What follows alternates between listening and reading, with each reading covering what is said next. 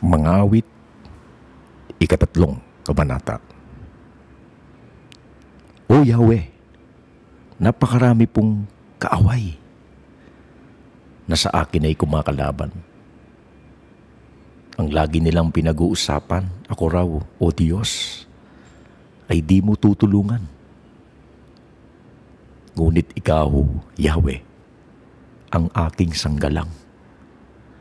Binibigyan mo ko ng tagumpay at karangalan. Tumatawag ako kay Yahweh at humihingi ng tulong. Sinasagot niya ako mula sa banal na bundok.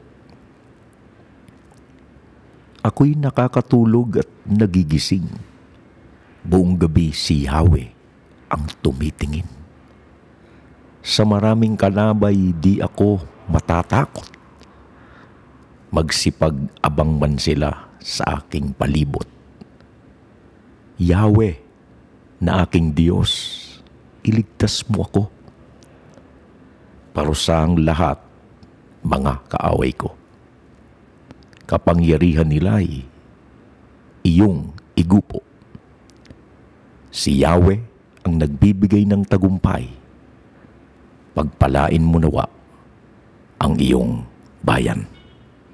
Mga awit, ikatatlong kabanata.